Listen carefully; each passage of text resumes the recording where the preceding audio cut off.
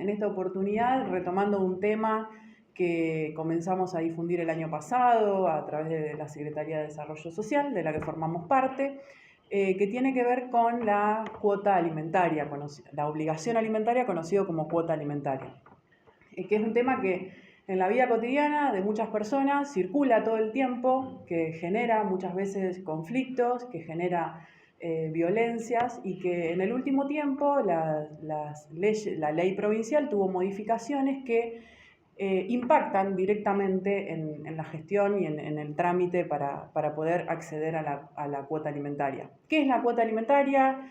Como lo entendemos, como un derecho humano fundamental de los niños, de las niñas y adolescentes, que incluye no solo el alimento, sino que tiene que ver con todo lo que se requiere y lo que necesita un niño, una niña o un adolescente para vivir, desde la recreación, la educación, la dispersión y un montón de otras cosas. ¿Por qué lo trabajamos desde acá y por qué está bueno difundirlo desde este lugar? Porque en lo que tiene que ver con la provincia de Buenos Aires, 7 de cada 10 deudores alimentarios son varones y tiene que ver también, eso también genera una violencia, que es la violencia económica, que es una de las violencias reconocidas en nuestra legislación nacional y provincial, que generalmente siempre está presente en las situaciones de violencia por razones de género. Así que tuvimos unas experiencias re lindas el año pasado con el objetivo de difundir los cambios, de difundir cuestiones que ahora va a explicar Alejandra Lerga, que es la abogada de nuestra dirección, para que las mujeres principalmente, pero también hay progenitores varones por supuesto, que son menos, como decía recién, sepan qué reclamar, cómo solicitarlo ante sus abogados, a dónde acercarse, qué incluye, qué no incluye. ¿Qué porcentaje? Exactamente, porque hay muchas cosas que se han ido transmitiendo, que son creencias, mitos, que es importante evacuarlas en ese sentido. El año pasado tuvimos una linda experiencia con Heredia, con el juez de paz de Deró, que vino a dar una charla abierta, que después nos acompañó una experiencia hermosa en la secundaria número 3 de Urdampilleta, que fue abierta a la comunidad, pero que para sorpresa nuestra, de alguna manera, los estudiantes y las estudiantes del secundario empezaron a consultar y a preguntar sobre sus propias situaciones y cuestiones familiares, porque como decía recién, todos en algún momento y todas, si hacemos esta lectura, charlamos, hablamos de cuota alimentaria, sabemos que alguien está con un tema con eso, que lo tiene que reclamar, que le pasa, que no le pasa, etc. Así que bueno, la invitación es para este jueves a las 3 de la tarde. Se me ocurre una pregunta, ¿qué es lo que determina a alguien como deudor alimentario? ¿Tiene que ver con la tenencia? ¿Tiene que ver con los ingresos que percibe? Bien, ahí nos va a poder ayudar Ale, la presentamos. Bien. ¿Qué tal? Buen día a todos.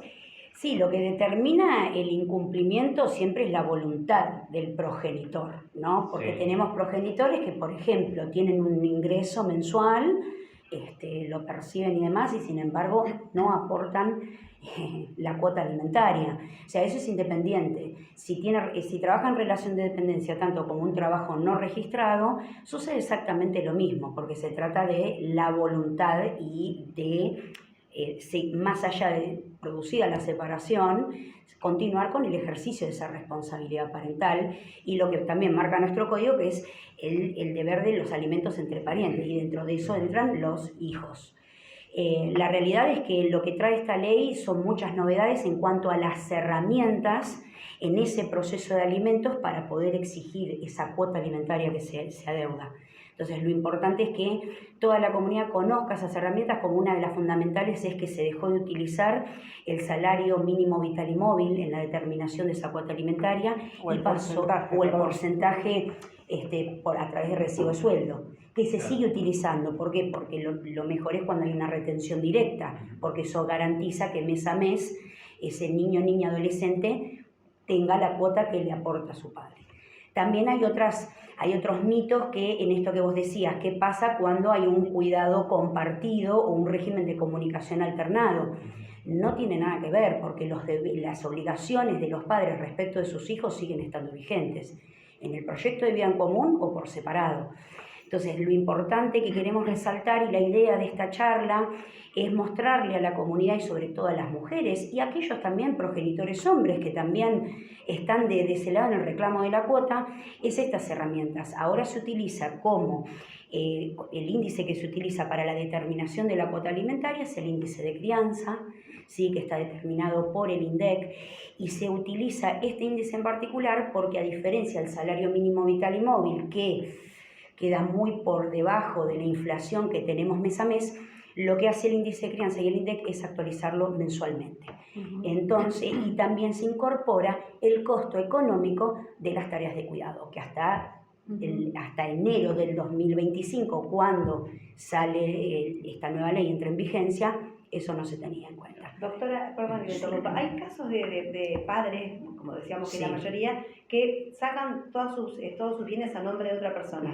Se enajena de sus cosas como para no tener algo de que se tiene que agarrar la mamá, ¿no? De este caso. Y también hay muchos trabajos que no están en blanco como para poder absorberle el 20%, el porcentaje que sea. Y te dicen que no tienen dinero, que no tienen trabajo. ¿Cómo hace esa mamá para obtener el dinero si no está la voluntad del padre? Bueno, justamente lo que trae esta nueva ley son nuevas herramientas para esos reclamos.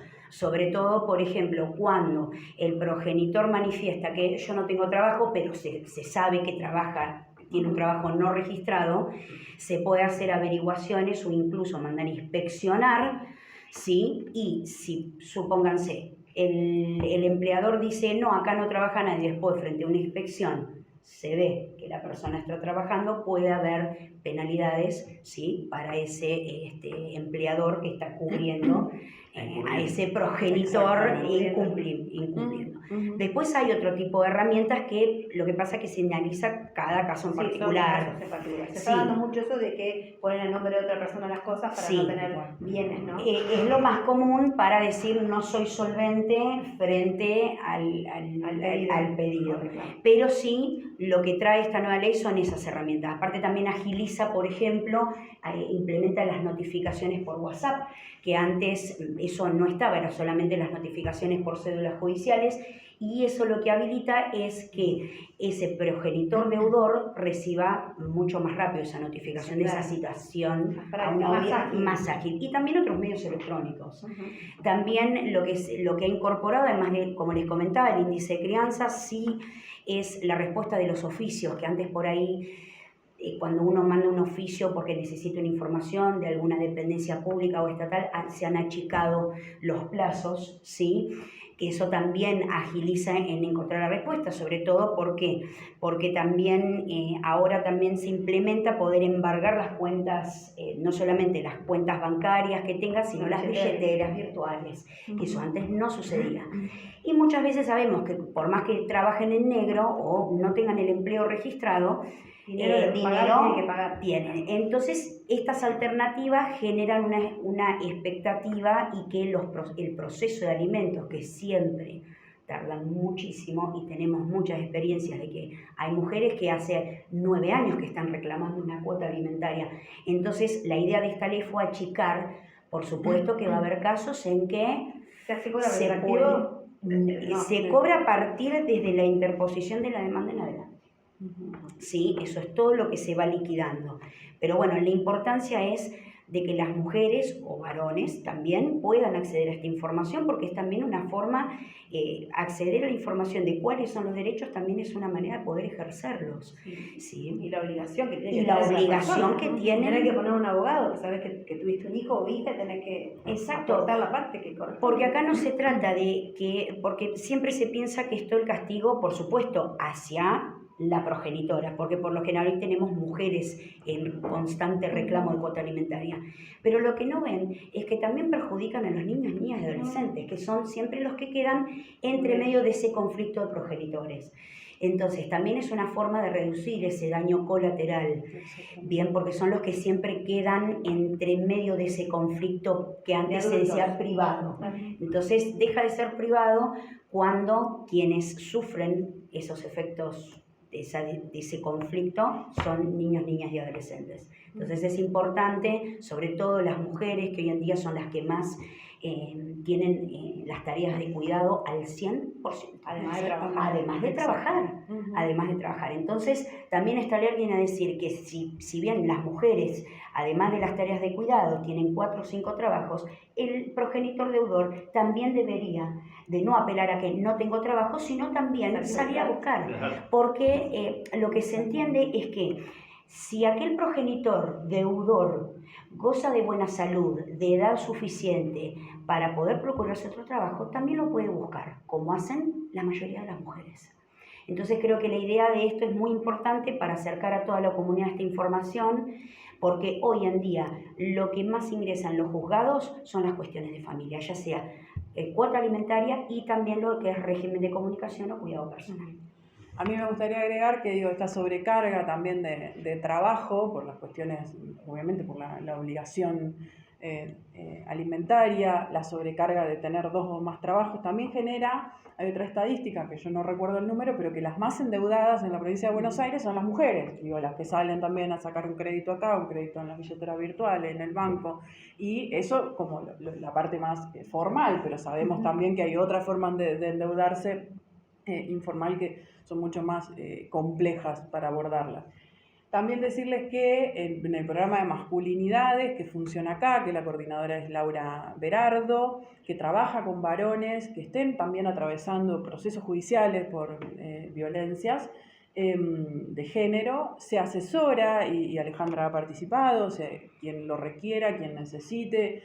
Generalmente a veces esclarecer algunas cosas, incluso a veces traducir, contar, explicar qué dice un oficio, qué alcance tiene, qué es un acuerdo de comunicación, qué alcance tienen las medidas, eso aliviana, evita los conflictos o baja el nivel de violencia y también se los asesora en estas cuestiones.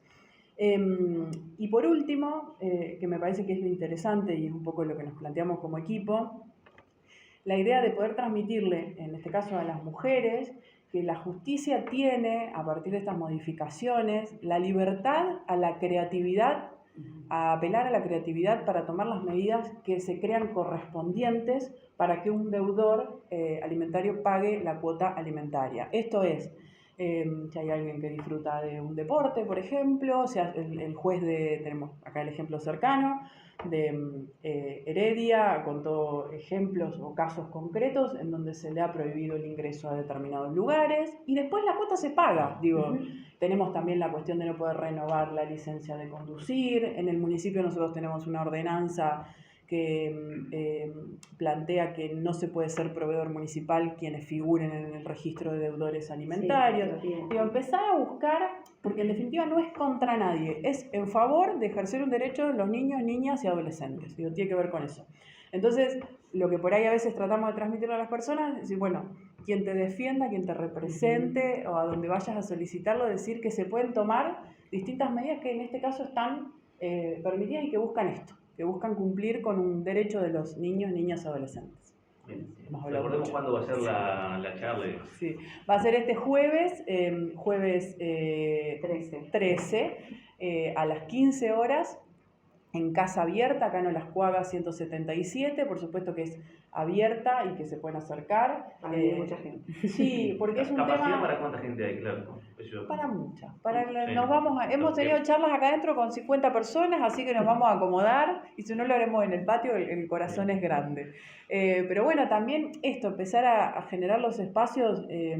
si nos convocan desde algún lugar, desde alguna institución, como fue el caso de Urdanprilleta, que fue una experiencia re interesante, estamos dispuestos, estamos abiertas, Ale está siempre asesorando a quienes se acerquen a poder replicar la experiencia en otro lugar.